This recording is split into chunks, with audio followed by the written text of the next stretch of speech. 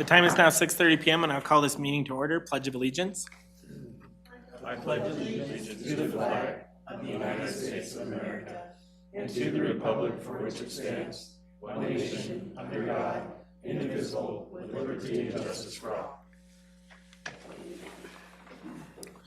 Roll call, please.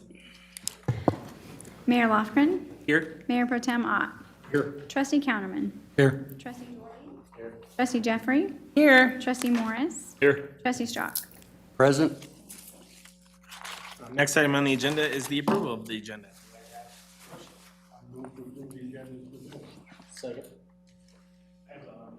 All in favor say aye. Aye.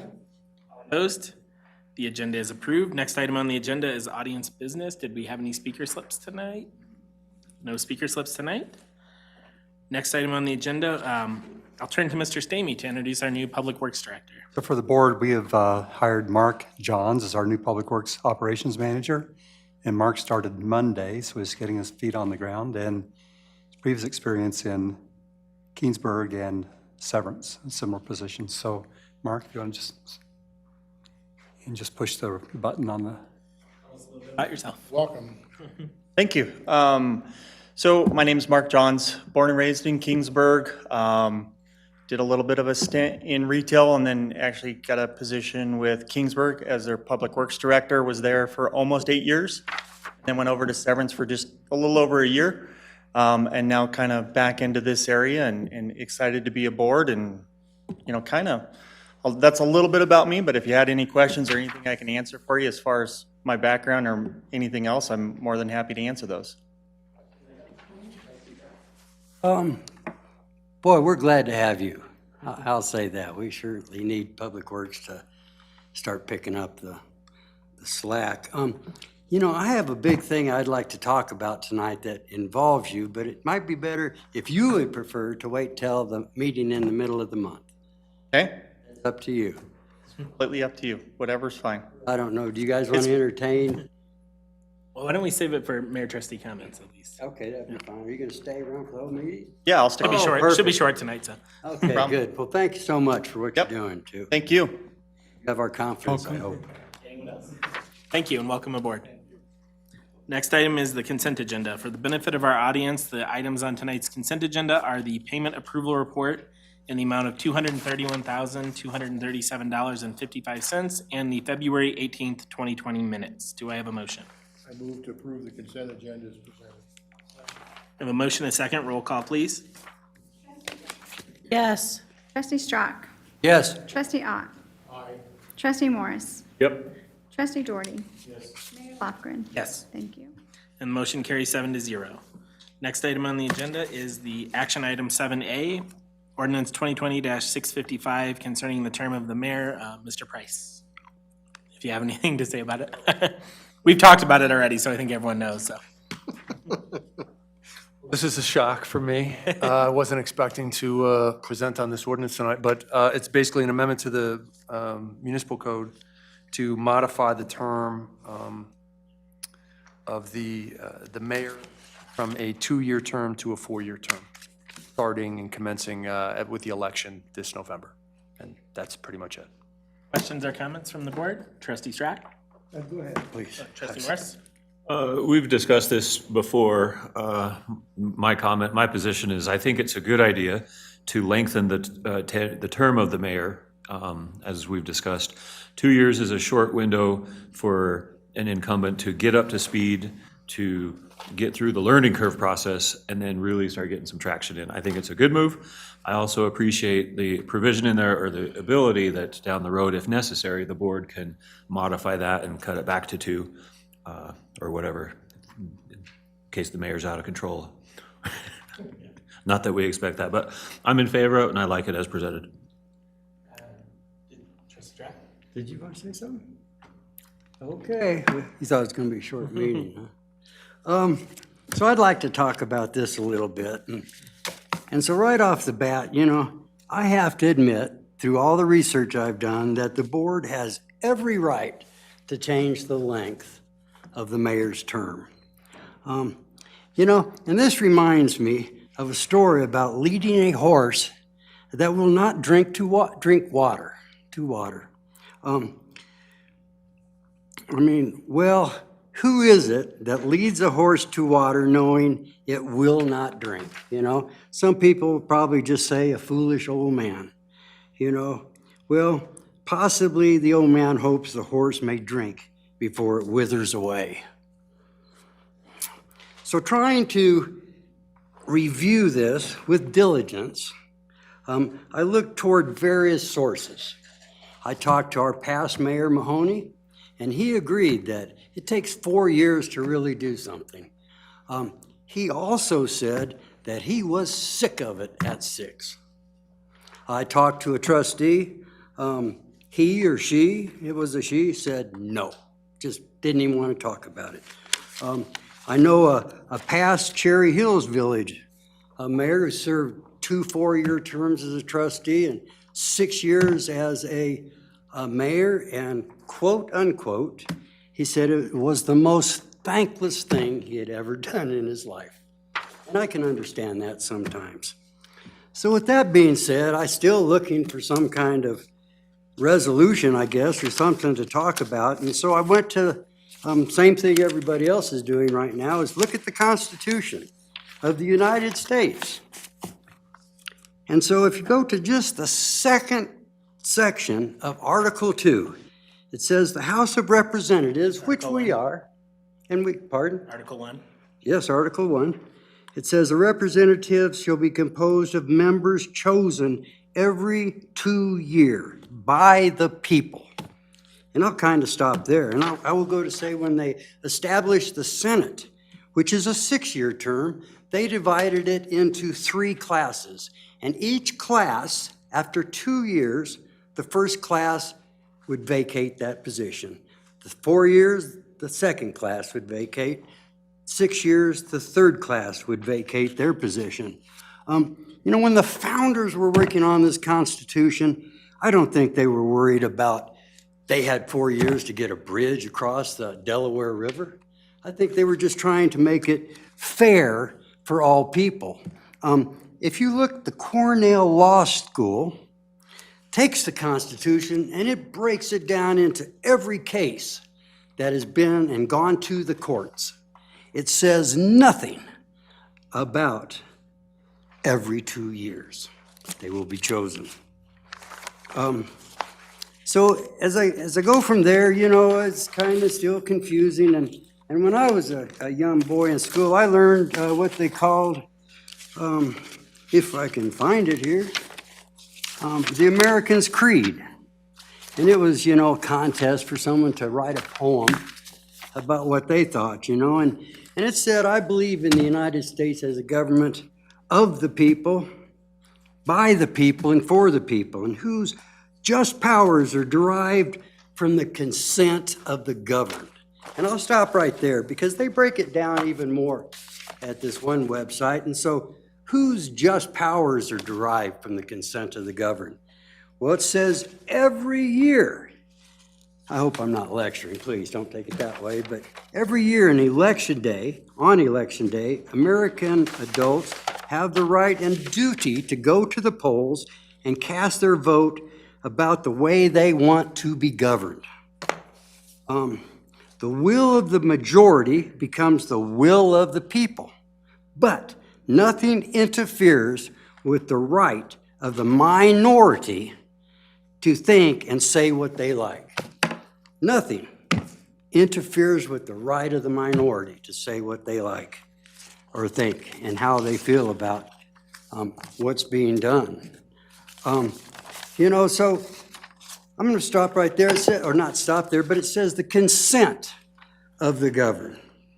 The consent. And what does that mean? It means that they have the right to contest every 2 years the direction that their government is going. They can approve it.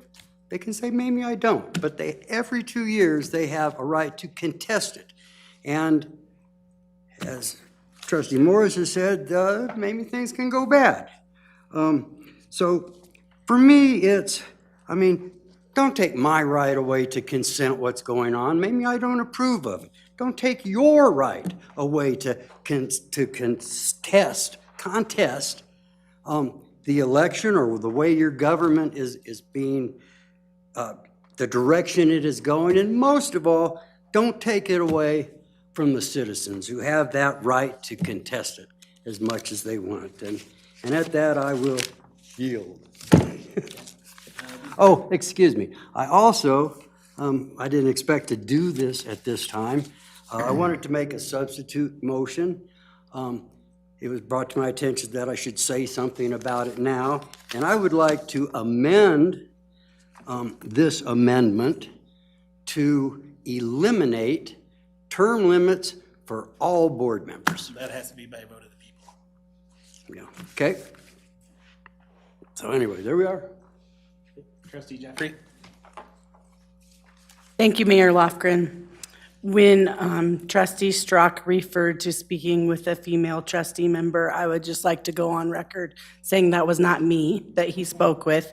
I am in support of raising the term of office for mayor to 4 years. I did some research, and it seems like 4 years is pretty common across for mayoral seats in their term.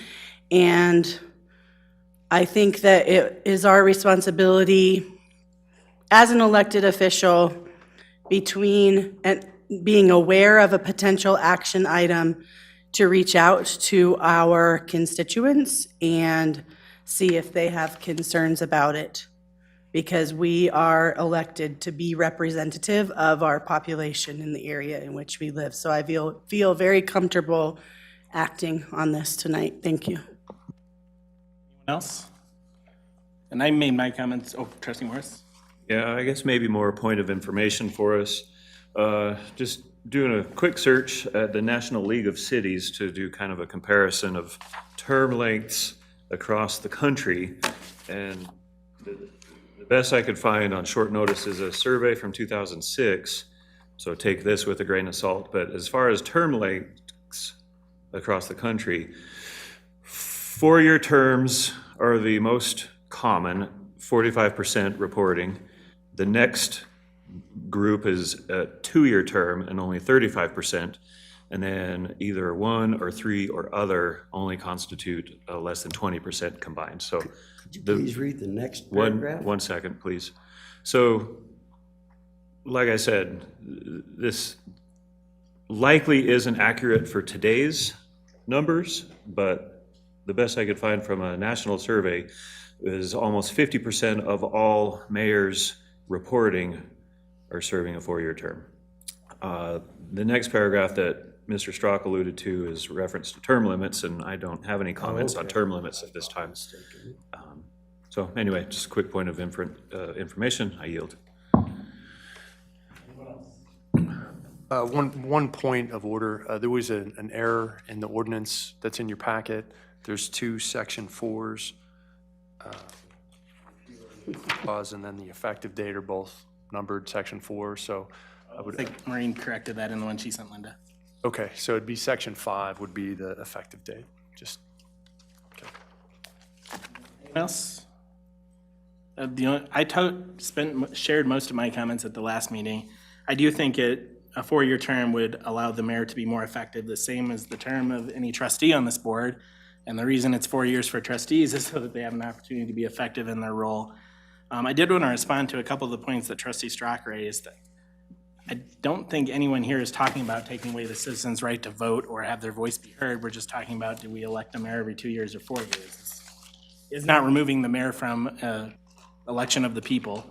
The second thing I would point out is, while we are the legislative branch, currently our legislative members serve 4-year terms. The trustees are all elected to 4-year terms. We don't operate like the House of Representatives.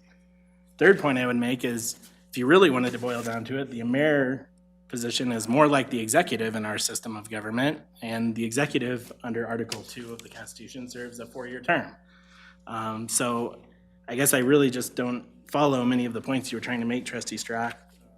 While I admire your passion, and I do understand that there are some good arguments to keep it at 2 years, I'm more persuaded that a 4-year term for the mayor, which allows whoever holds this position to be able to try and implement the things that they promise to the people during a campaign cycle, is the better policy to go with.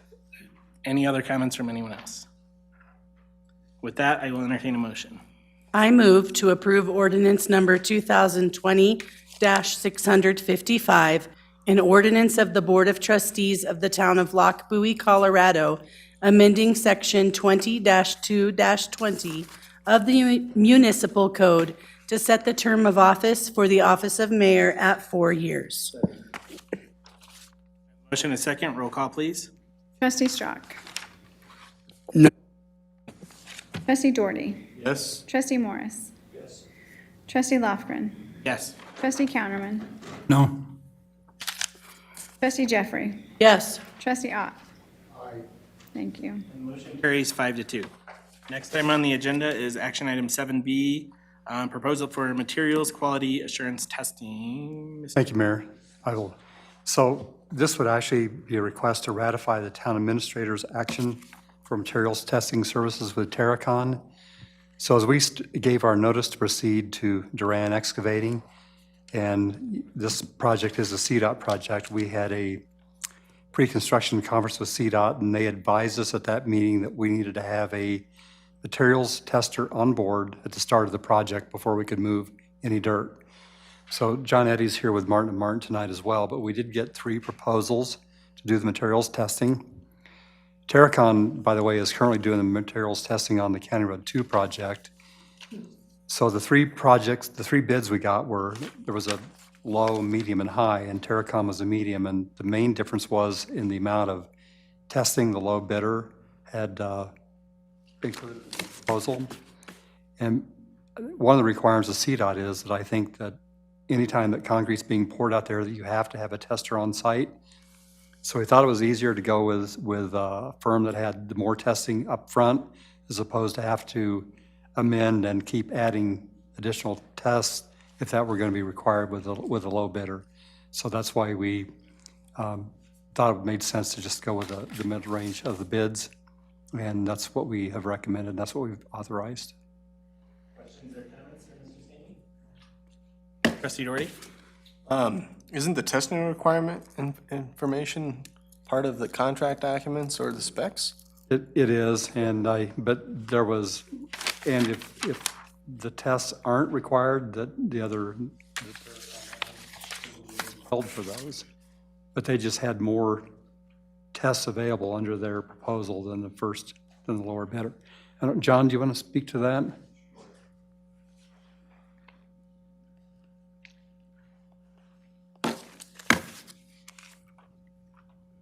I think if I understand your question correctly, I think it's important to point out that for the roundabout project, the contractor is required to provide material testing to meet quality control requirements that are set by CDOT. That's a higher frequency of testing of materials that are being placed on the job. The contract that Mr. Stamey is talking about with Terracon is a quality assurance to and it's less frequent, but it's enough of a sampling to ensure that the testing results that are occurring from the contractor's representative are accurate. Okay, that answers my question. Thank you. Anyone else? Then I will entertain a motion. I move to approve the materials all insurance testing services between Terracon and Alabama. Not to exceed? Find it here, I think it was 31. 31,000, I'll second. Second? 30,260. Yeah, I have a motion, and a second, to approve the contract not to exceed 31,000. Roll call, please. Yes. Trustee Strach. Yes. Yes. Ott. Trustee Morris. Yes. Trustee Jeffrey. Yes. Trustee Counterman. Yes. Next item on the agenda is discussion item 8A, the roundabout project presentation. Mr. DePinto.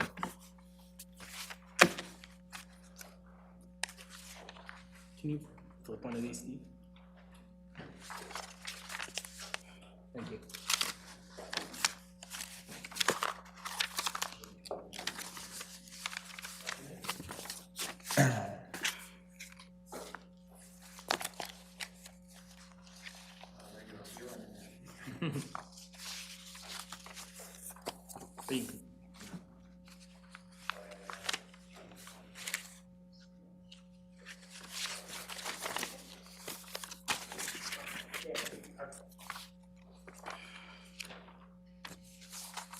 Afternoon. I'm here, usually you see Jeff Ream up here, so he's on vacation, so he asked me to show up, and I did the construction phasing for the roundabout here at County Road 2 and the Frontage Road. So I've just got 5 slides here just to discuss the schedule, and after any questions you might have, I'll try and answer them. So as you know, the project started just here a few weeks ago, and we have already moved into closing off the West Frontage Road on the South Lake. So the project duration is about 8 to 10 months, and that's sort of weather dependent.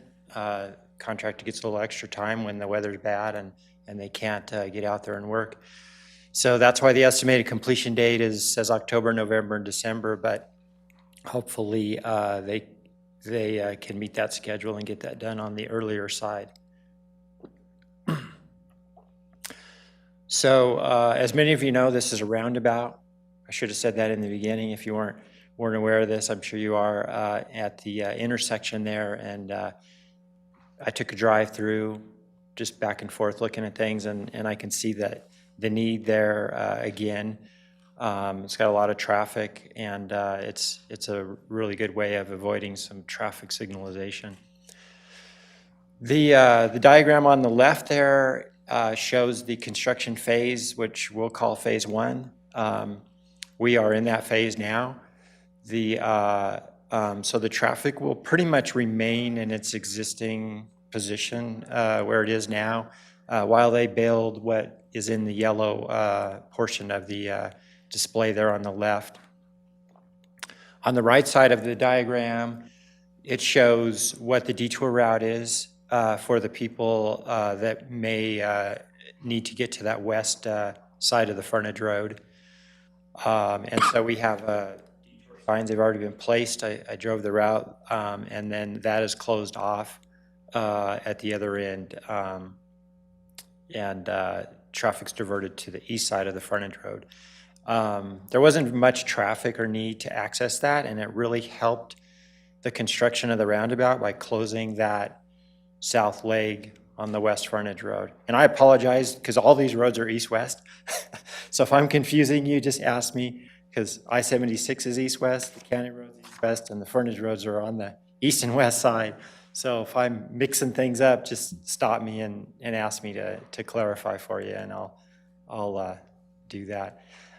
So this phase we're in is estimated to take 3 to 4 months of duration.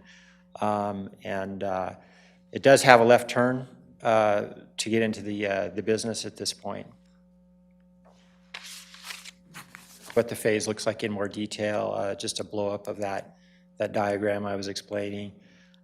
You can see all the traffic movements are shown by the arrow.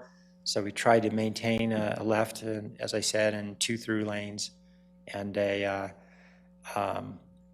left and a right out of the county road. Is that County Road 37 or the I-76 frontage road? So this is phase 2. So when we go into this phase this summer, the lower right-hand side of the diagram is in blue, and that shows the construction area. It's basically where you're driving now is what the blue area is. And so the reason we had to do this is as you travel east-west on County Road 2, the traffic will be moved to the roundabout alignment. And and by keeping the frontage road closed on that south leg, we're able to keep traffic moving on the County Road 2 east-west. And so the curvature is exactly what you'll feel when you drive the roundabout, and you'll be on that south side of the County Road 2 during that phase. And they'll come in and they'll build everything that we were driving on in the previous phase, if that's clear. This phase is estimated to take 4 to 5 months. Hopefully they'll be the last phase. You can expect that there'll be some daytime closures where holds where they might have to do some one-way traffic. There's some pipes that need to be installed, and they'll hold traffic and meter them through. And they'll do that in more of the off-peak, so the rush hours won't be impacted at all. And I think they have pipe on to each one of the legs as well.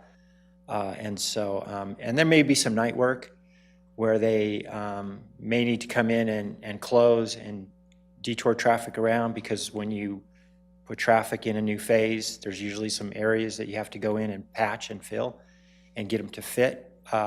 And then it'll open in the morning, and the construction personnel let you know when those happen. Usually you won't know because they'll be during the night. And so this is just a blow up of that diagram I was just describing. Again, the area blue is what's going to be constructed. On this phase, I just want to point out there is no eastbound left turn for this time period. And the detour will have to be on Bonanza and come in through that, forget the name of the street now. Starts with an L. Bonanza, and then over to the gas station and convenience store. Locust. Willow, on Willow. Oh, I'm sorry, Willow Drive. Apologize, Willow Drive. We will try and keep the frontage road, as I said, on that south leg closed. And the reason is that it was too difficult to line everything up to open that frontage road. And this keeps the cost way down because it keeps the construction phasing much simpler for the contractor. Again, we didn't see that frontage road was that impactful, and so hopefully that was a good decision, and so that will stay closed for about 9 or 10 months until October timeframe. And then in the final phase, I don't think we have that. We will go into the full roundabout, and traffic will be put on the correct sides of the road, and it'll line up with the County Road 2 on the construction project on the west end. But as now we're tying two projects together, we've got the West County Road 2 project and then this roundabout, and there'll obviously be some moving traffic to the north and south side as they build that, and some transitioning and some striping. But in the final, this will all line up, and I'm not sure what the timing is of the County Road 2, but hopefully by October, everything's open and done. So that was all I had. Is there any questions for anyone? Ready? I have three. Hopefully I remembered them all. One, in the second construction zone, it looks like we have westbound lanes. How do we merge those?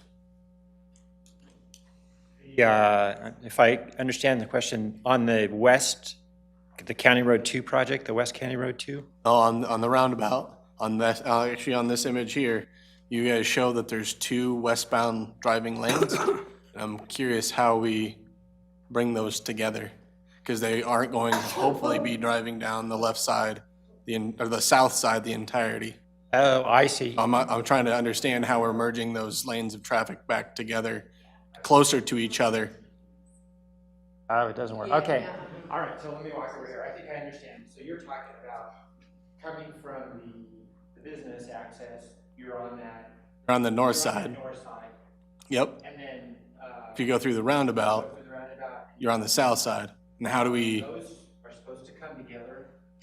So there's going to be two lanes. right? Westbound direction of County Road 2. So the traffic on the north will come into the lane, I'll call it the curb lane. And the traffic coming from the westbound County Road 2 direct will go into the other lane, the median. And there's two lanes there, and they will each go into their own lane. Or how long? I guess I'm. Well, then the project will be done, and it will be. No, not time. We're not taking them split like this the entire length of County Road 2.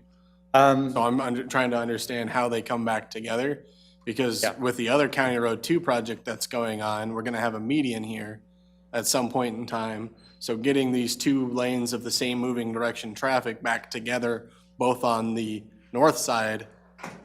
I'm not seeing that on this plan, and that's what I'm trying to understand is how we're doing that, especially if we're not coordinating with the rest of the County Road 2 project that's going to be putting in a median, because that's going to split that traffic for longer. So we have a coordination meeting tomorrow with both contractors. And one of the ideas we're looking at is doing maybe some exchange of work where the roundabout contractor would do part of that medium work to work with this schedule for the roundabout traffic control. And Asphalt Specialties would not build that eastern reach of that median at this point. So we're not taking this all the way to, what is that, Bonanza? Split? Correct. So we have That's- that kind of, I was just trying to figure out that logistic, and that wasn't really shown. you know, we started that discussion last week, but we have a follow-up with both contractors tomorrow. Okay, my next question, go ahead. Yeah, I failed to mention the timing of getting both these projects was supposed to be a little closer together, and so now they're not. So you don't see anything to the west, and we, as Steve said, has to be planned out. Okay, so then at the end of this, is the intent, because we're not seeing the final, and I'm just trying to remind myself, we will have 2 in each direction to the east of the county road that will somehow die to the 2 that it currently is? County Road 2 westbound will be 2 lanes eastbound and 2 lanes westbound.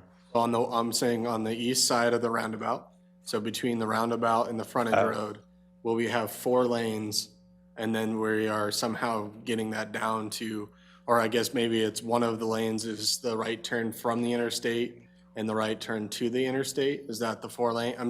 I'm trying to understand that picture. I know we've So- seen it, but it's been I months. didn't bring that diagram. I have it on my laptop and I can pull it up now. First picture in your slide. Have it? Yeah, I don't know. I had the whole, Okay, yeah. that's, all right. There's a lot of blue lines there, so I wasn't 100% sure. Answer your question, it opens up. Can you keep Uh, that on your laptop? yeah, So it opens up from 1 lane to 2, yeah, okay. and then there's what they call a turbo roundabout where you can put sites off that way. Yeah, awesome, okay. And then my last question, and maybe this isn't part of this project, but it's interfacing with this project, is for the right turn onto I-76. Is the plan to have a yield sign there or not? Because it changes about every couple of months. Honestly, I don't understand why there's a yield sign there. Like, this is one of the only entrances onto an interstate that right turn yields to left turn, which just kind of baffles me, honestly. So do we know, like, when this project is done, that we kind of take that right turn and kind of make that going into the exit or the entrance onto I-76 south, or you might want to call it westbound, if that yield sign is going to be there or not be there? I would hope that it's not going to be there any longer. That is probably a question for CDOT, follow up with Steve and ask them. Yeah, Yeah, I'd like to understand. I think from talking to you, Steve, in the past, I mean, that sign has been put there by CDOT. I'm still kind of curious on what the rationale for that is. That seems to be really, really unique, honestly. I mean, you go up to Bridge, that's not the case. It's really atypical for that to be a yield, except at like major intersections like you would in Denver. yeah, I can't answer on their behalf why they do that, but I can ask the, That will be is scheduled to be at our meeting tomorrow too, with our construction rep. So we can Lots ask. of road meetings tomorrow, huh? That's all that I had. Thank you. Trustee Strack? I'd only had a comment that no eastbound turns for 5 months could be somewhat trying. we understand that. We tried to get a turn in there. It's not impossible. It'd take a lot of temporary widening. We're back at Bonanza then? probably? Right, so the detour route is Bonanza to Lipton. Locust. Willow.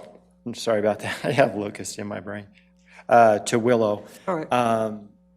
There may be some turns across there, but we're Sure not there going to will be. encourage it.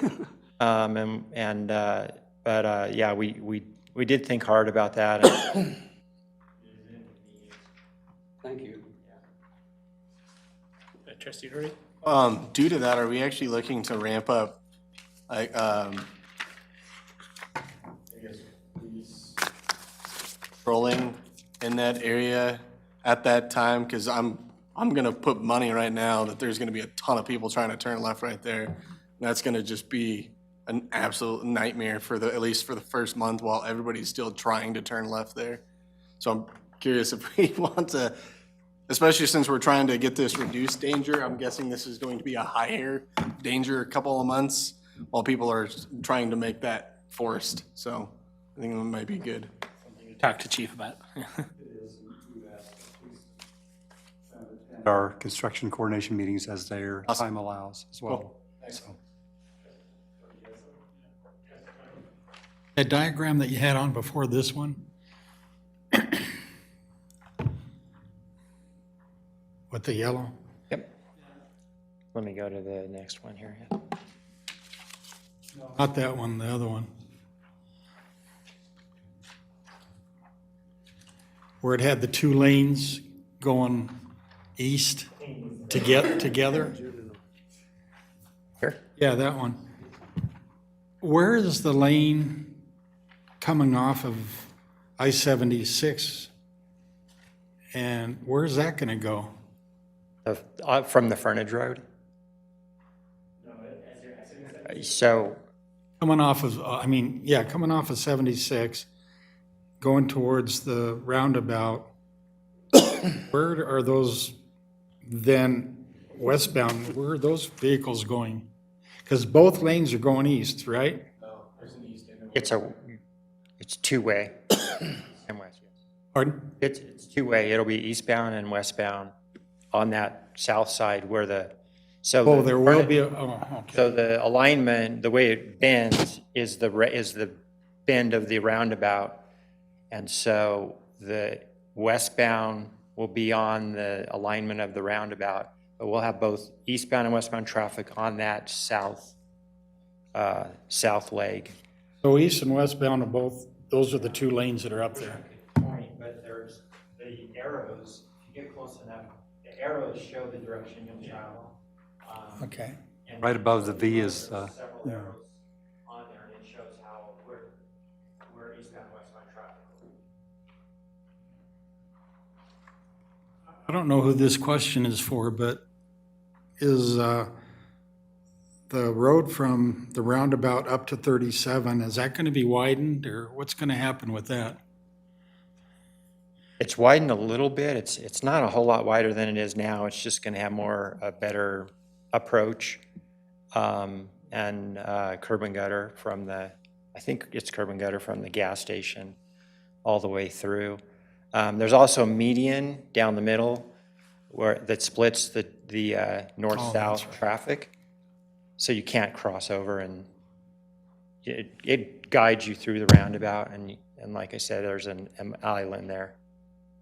Is there going to be a median in that stretch there from the roundabout up to 37? Yes. You'll be able to drive through the roundabout, but then the median or the island starts after the vehicles pass through the circle. Not going to widen that road where the median's going to be? Well, yeah, it'll be a little wider because the island, I don't have the exact dimensions, probably about 12 feet.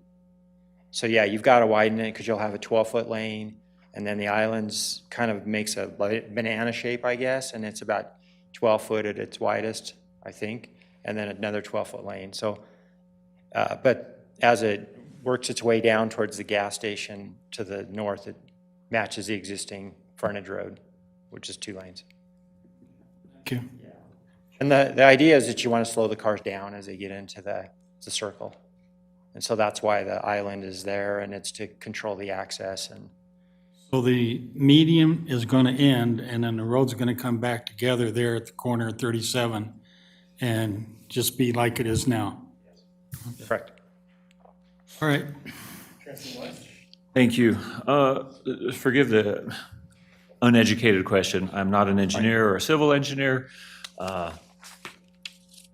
It seems that 8 to 10 months is a long time for a project of this scope and magnitude. Is 8 to 10 months, is that typical in the industry? Is that longer than normal? Can you, in your expert opinion, comment on that? So that's, at the construction meetings, they're meeting every week, and as far as the schedule goes, I need John or Steve to help me out, because I'm not sure why it takes that, what that is based on. I can't comment on the reasonableness of 8 to 10, or 6 to 8, but what I can tell you is that the contractor is bound by 180 calendar days for this contract. So that's 6 months. And unless there are unforeseen conditions that would warrant a change to those terms, this project should finish within 180 days, calendar days. Puts us 6 months.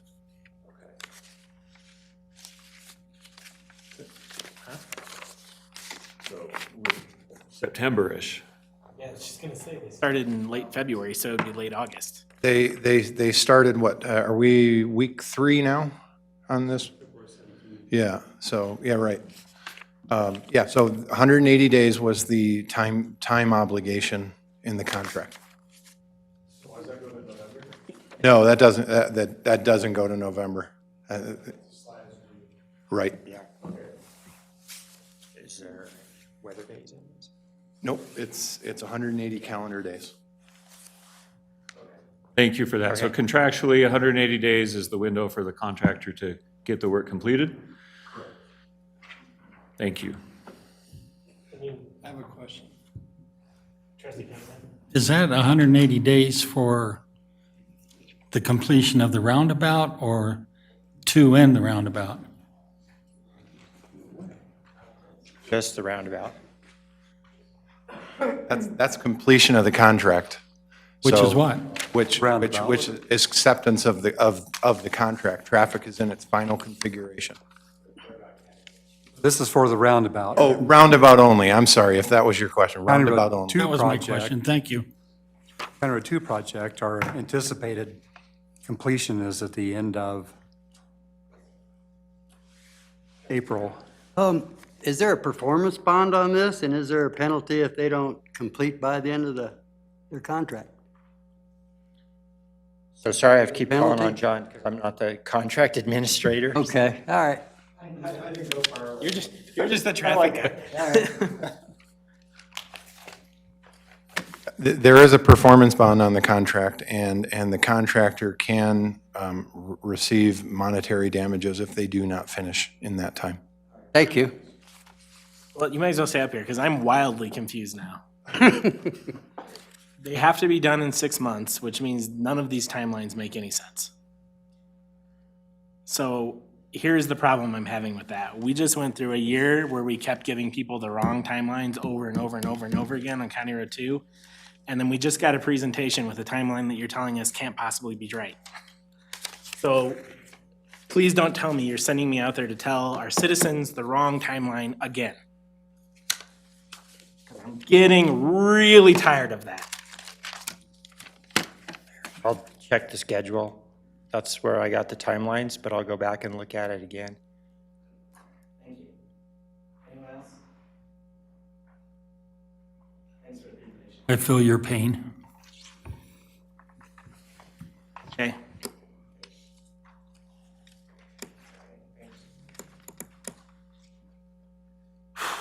Next item on the agenda is discussion item 8B, update on our recreation IGAs. Mr. Shamey. Packet, you do have a summary of the participation at Brighton Rec Center and the Fort Lupton Rec Center. And let me start with the Fort Lupton first. So the town did issue the number of letters for people to take to the rec center of 3 adult, 5 couple, and 5 family. The actual people who purchased memberships at Fort Lupton were 2 adult, 1 family, and 2 couples. Fort Lupton billed the town $710.50. The City of Brighton, they're preparing their invoice for us. Those numbers that we had, that we gave letters to take to Brighton, it was a 43 adult, 18 couple, 31 family, and 1 youth.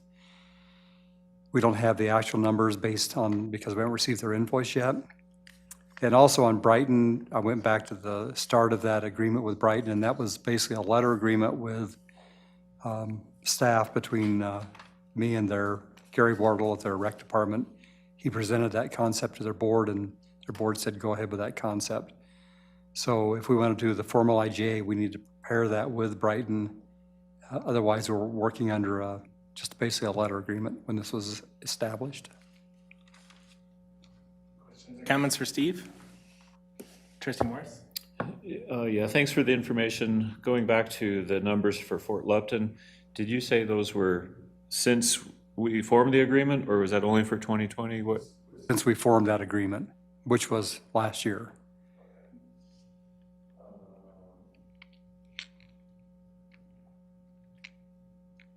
Okay, so I think the numbers are pretty indicative.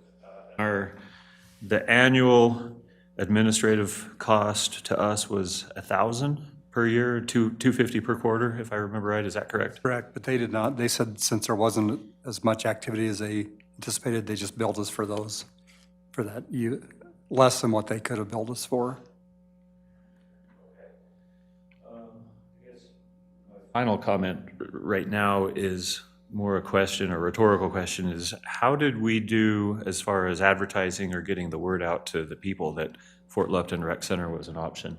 And I guess what, if you can recall, or if staff can recall, what our efforts were to advertise that? We've done it on the website and in our newsletter.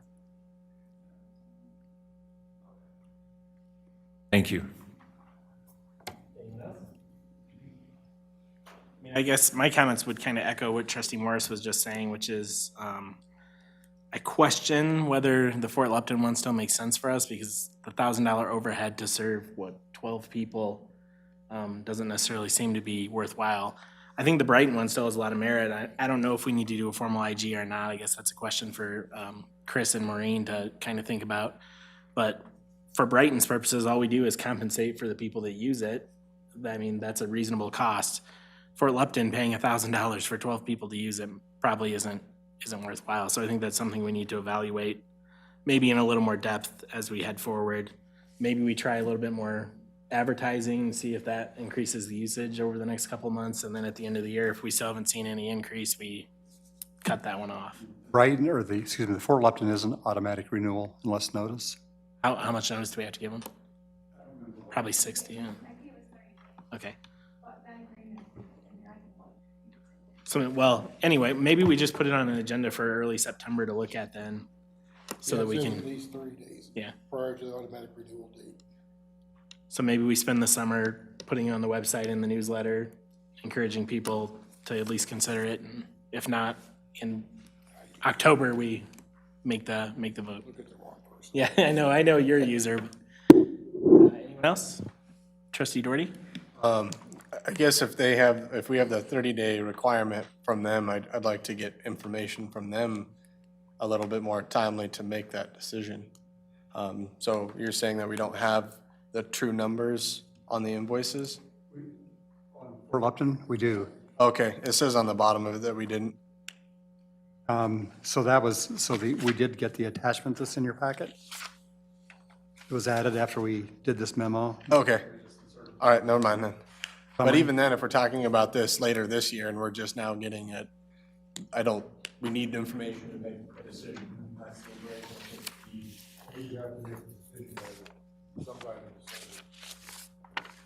And we're getting it in March, so that's 3 months late. I know, but I mean, the agreement is dated the first day of February. So if we're gonna terminate next year, we'd have to, it isn't? You'd have to issue notice of termination by December 1. It's an annual renewal, and it gives you 30 days from the end of the year based on the language that I just looked at, so. Correct, yeah. What are we doing? Nothing now. I can't hear you when you're just talking over there, so. But what it boils down to is we're going to continue, at least it seems like everyone's on board with continue with Brighton, because all we do with Brighton is just pay the difference between resident and non-resident rate. Fort Lupton, we're paying $1,000 overhead fee plus compensating. And so what we're talking about is letting the Fort Lupton one continue to run this year, advertising it on the website and the newsletter, seeing if any more people join, and if not, reevaluating in probably September or October whether to continue it for 2021. All right, thank you. Jeffrey? I would like to see if Fort Lupton might be amenable to an agreement similar to what we have with Brighton. I personally like the Fort Lupton facility. I think you said we've only had this agreement with them for like a year. I mean, I've been there many times, like I've taken my kids to lessons there. I don't feel like I was charged like non-resident rates there, and that was even several years ago. So I wonder if we have. Yeah, Okay, we've had it for about 4 years, and if my memory is correct, we floated with them the idea of doing something more similar to Brighton, and they said no go. But we could try again, who knows? I think it doesn't hurt to try This is again. the agreement they have with Hudson, so they just Copied it, yeah. talk to them about the alternate. Pretty firm on the $250 per quarter fee. Clerk? He's saying they're firm on that. That's okay. I just didn't think they charged us anything for, Decided there wasn't enough activity to really, so. Kind of worked with us. Yeah. Well, I mean, if they keep doing that, then that kind of gets us where we need to be too, so. Okay, anyone else? So I think that sort of gives you direction. Okay. Next item is staff comments. Mr. Bloom isn't here. Mr. Stamey.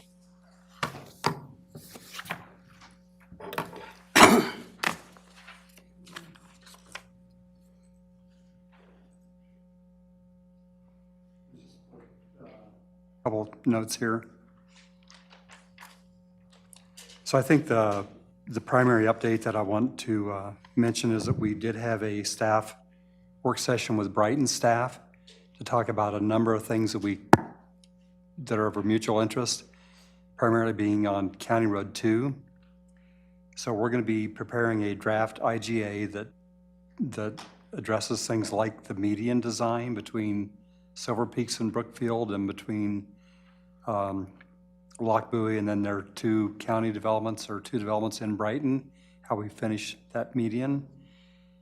We want to discuss road and maintenance, like who does the pothole repairs and things like that to the roadway, and who does the median maintenance, since they're, split in half.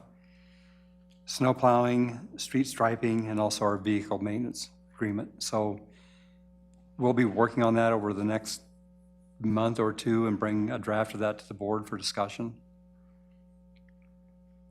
I think it's good that we do that, because some of it we just, been doing.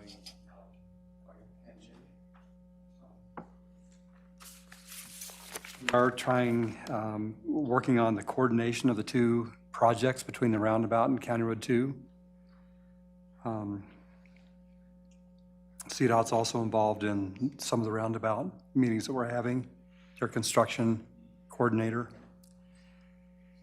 We did have a meeting with Silver Peaks Walton and the D.R. Horton representative to discuss kind of the future look at Silver Peaks and Horton's interest in perhaps purchasing the rest of that and bringing in a sketch plan that would revise the layout of the north half of Silver Peaks to look at a different lot layout, of adding some entryway features and some amenities on that project, as well as some different lot sizes and housing types.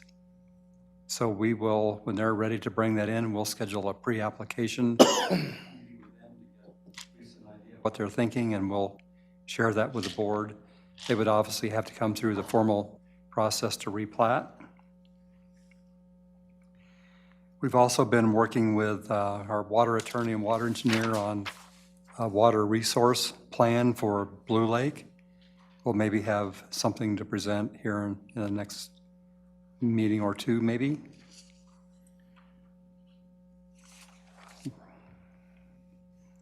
The FRICO annexation is proceeding, we're doing our DRT discussion tomorrow. We'll be meeting with FRICO the next week. The Snow property has submitted revised application material, and we're in the process of doing that review for that re-subdivision of the area around the existing Shell station, just on south of the subway.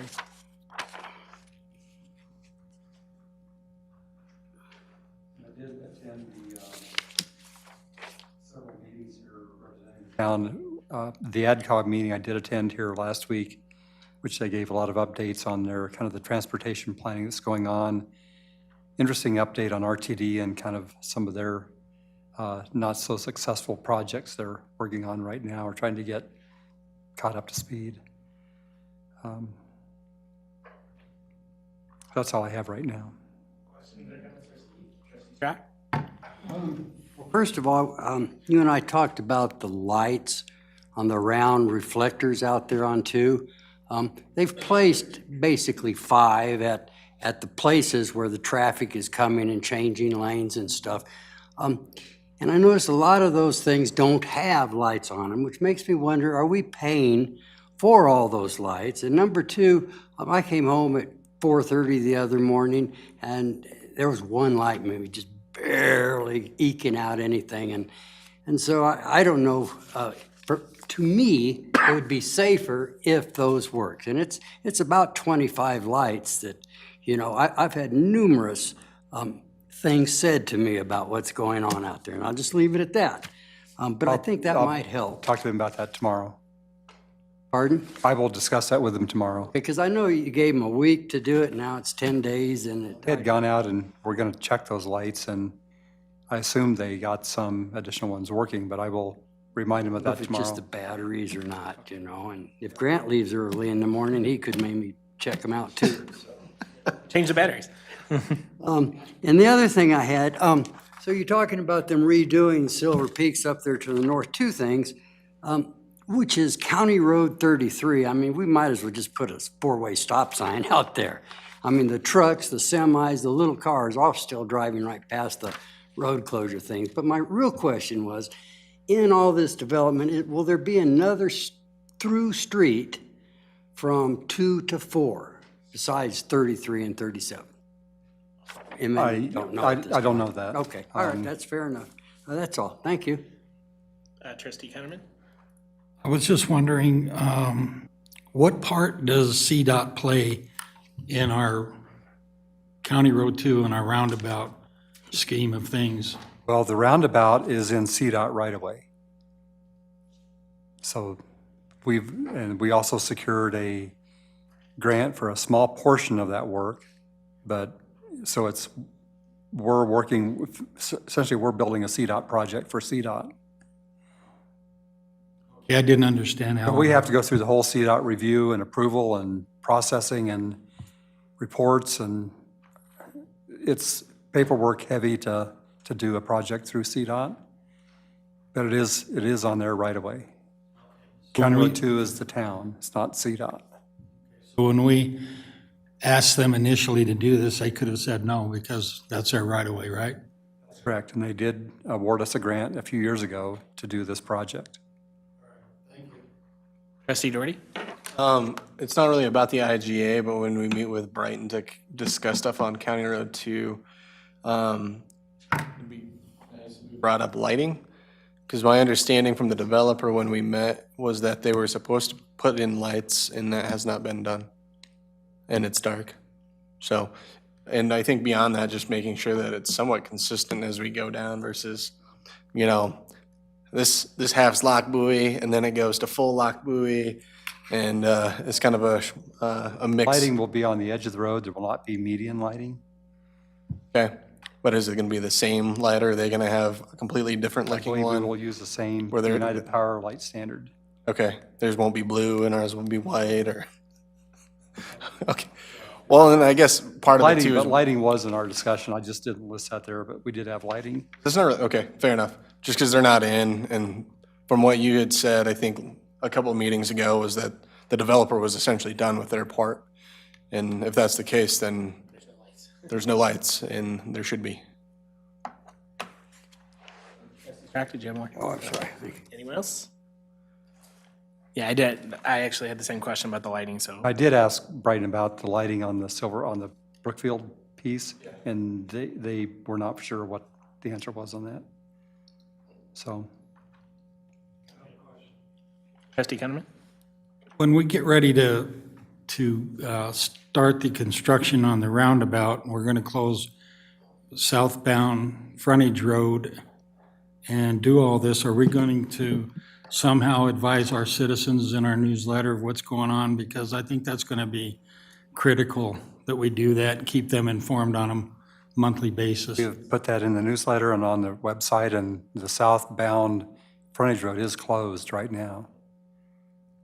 Believe me, I'm hearing about it. All right. If I remember correctly, the initial statements were that the lighting would be one of the last things they installed because of all the stuff they're doing along the side of the road, on either side of the road. And if I remember that conversation, the lighting is one of the last things they're gonna do.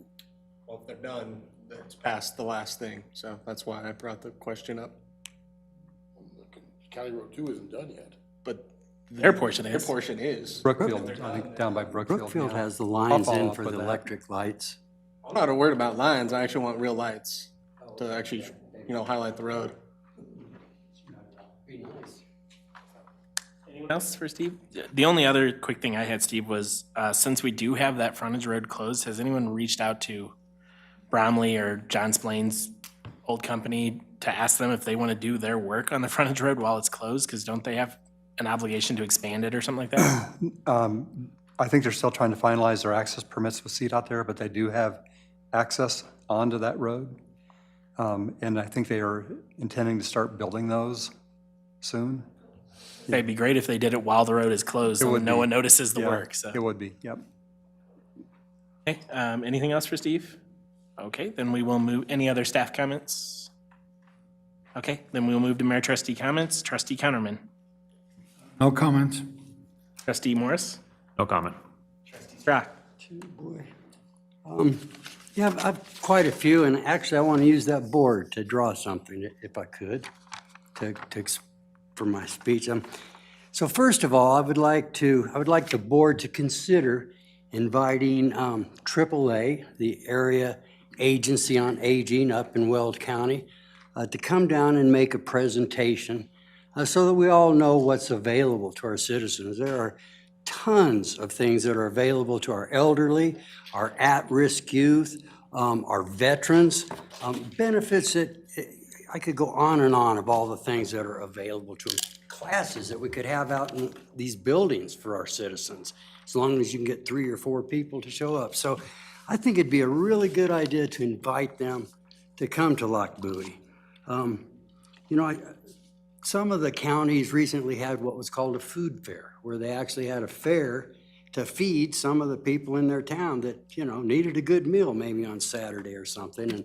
And I think it'd be hard to do, but, it was just a thought. Something I wanted to bring up before I talk about Lake Henry is the census. And I'm not going to talk a lot about it. I'll be getting a packet this week, a toolbox to help with some of these things. I've gone online and looked at the census toolbox that are available and stuff like that. But the one thing that really impressed me is that 72% of the people participate.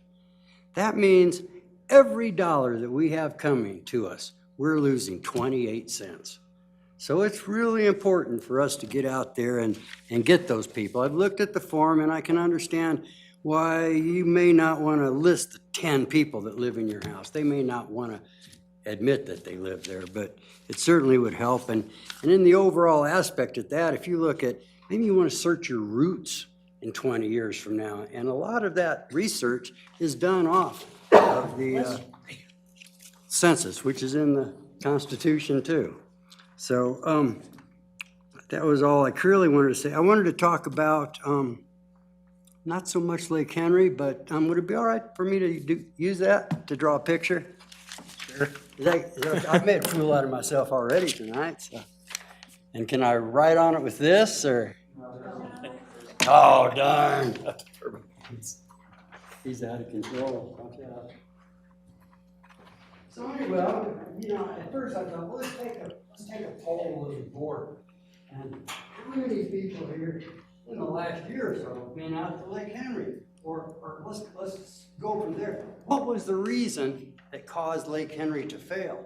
That's a pretty good question. I won't ask it because it was simply the head gate. It was the drain at Lake Henry that backed up because no one was inspecting it, probably the ditch writer. And so now how many millions of dollars is that gonna cost us? I want you to think about that for a second. So now here, this line across here is Bonanza. And I'm sure you know all this. Now here, let's see, we're gonna have a street here. It's called Willow. It goes past 37th, which is down here. And then over yonder here, we're gonna have Locust. It comes out here. Okay, on this corner, the southwest corner, is a retention pond. We've talked about making it a dog park, but it's a water retention pond. This water runs all the way across behind those houses, across Antonoff's property, to a drain right here, where it turns, gets this drain. Fills first place for it to fill up with garbage. This drain continues in this direction to another drain, where all this water is going. Now this is all the water from that retention pond, the streams, everything around here. Larry? This drain. Point of information, help me out, which way is north on your map, I think? North. I know it's supposed to be at the top, but easier to do it this way. Okay, so then there are a series of drains in the park. There's a drain here, a small drain. Can I erase this?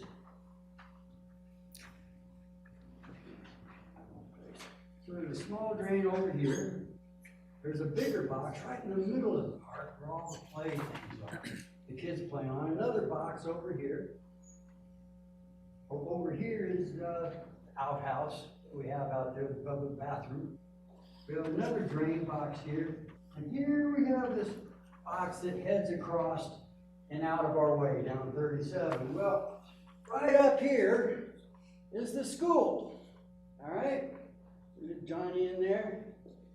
All the water from the school. Yes, sir.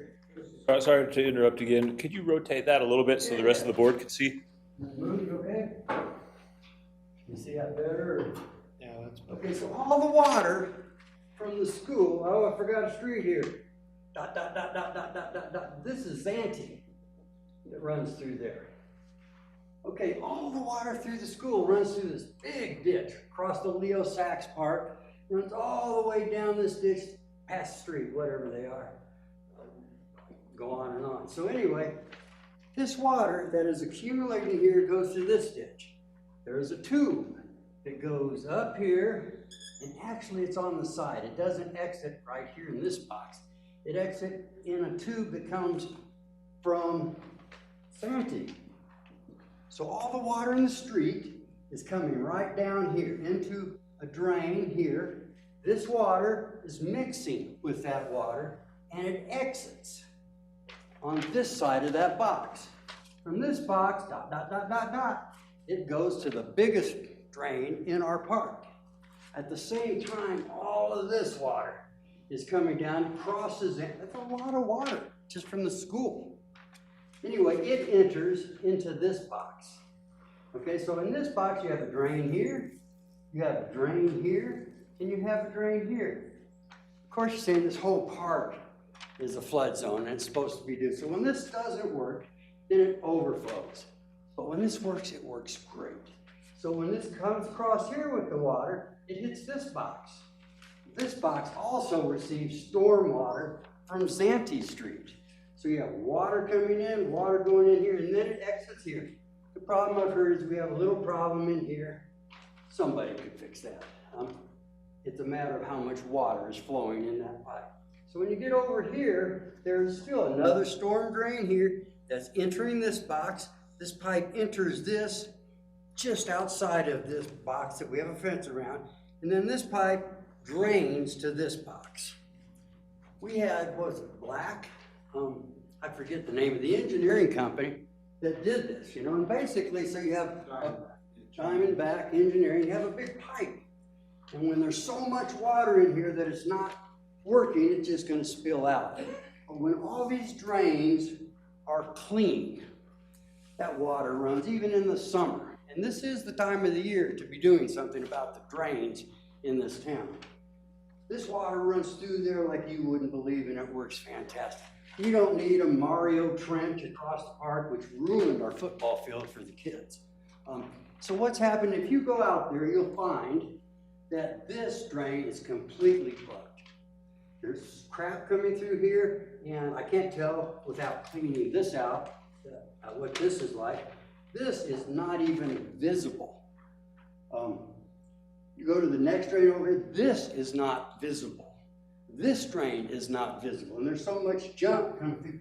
I've spent Sundays with rubber gloves and a pitchfork cleaning the stuff out of that.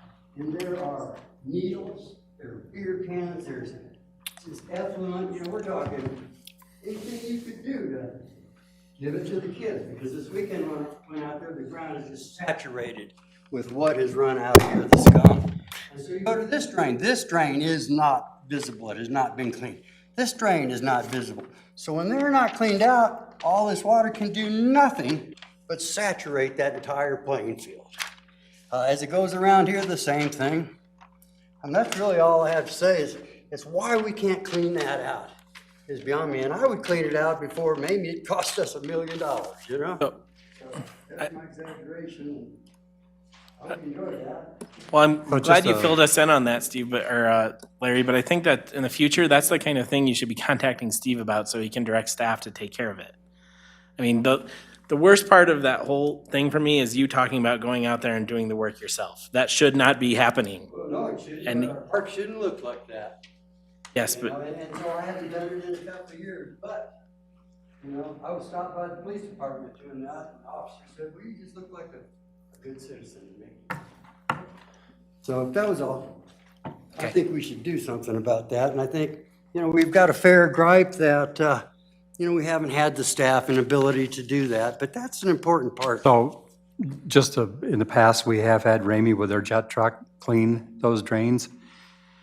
But those boxes you talk about connected, they will never handle the amount of drainage coming in that park because they're only like an 8-inch pipe, and you've got pipes that are No, you're 36, 48 inches coming into that park. right, but. The park is a detention pond, and those little series of small pipes was to kind of handle nuisance water that would take it around the park. But any big event, you will always have water detention in that park. You're exactly right. You're probably, under the worst circumstances, you're gonna have more water than those. And we saw a plan of fixing all those boxes, which really made a lot of sense. But if they were just cleaned, if they were would help, just yeah. flowing right, that would alleviate a lot of the excess water. It's incredible that they do work. And if they don't work, then we should think about maybe suing that engineering company. So anyway, so the only other thing, since I'm really getting nasty about everything, in retrospect, I wish I had promised everybody orange pop in the water fountains. Thank you. Trustee At? Just a couple items on CML. They've passed a bill that authorizes a rural arts grant program to help support local artists. That's Our initial nice. funding is only $50,000. So I don't see, that's kind of a drop in the bucket, but at least to start somewhere. The big thing going on is there's a severance tax and property tax bill that extends solar garden property tax for an additional 5 years. It removes the severance tax exemption from coal companies, creating a new fund called the Sustainability Energy Fund, funded by the elimination of coal company exemptions.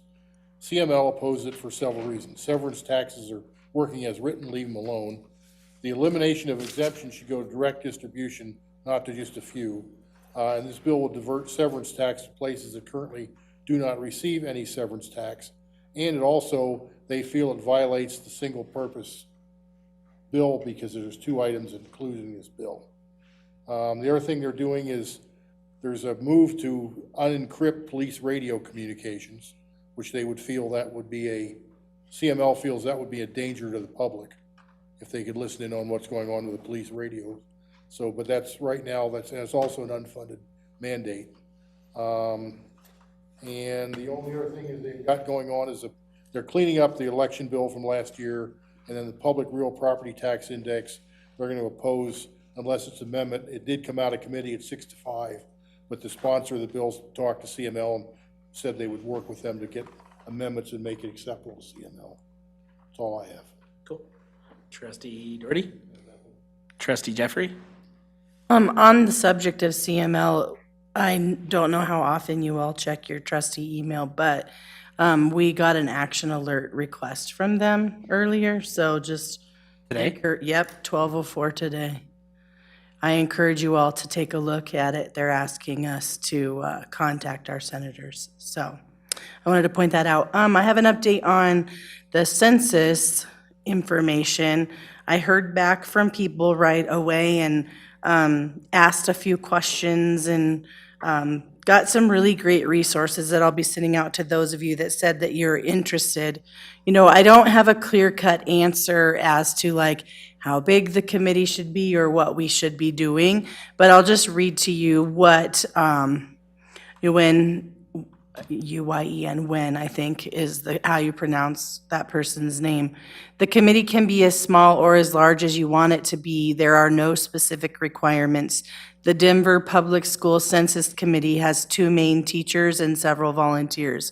We have lots and lots of information you can use, so there is no need to create anything. Weld County also has flyers designed specifically for their hard-to-count population we can utilize. I asked particularly, I think I mentioned this at our last meeting, like resources in Spanish.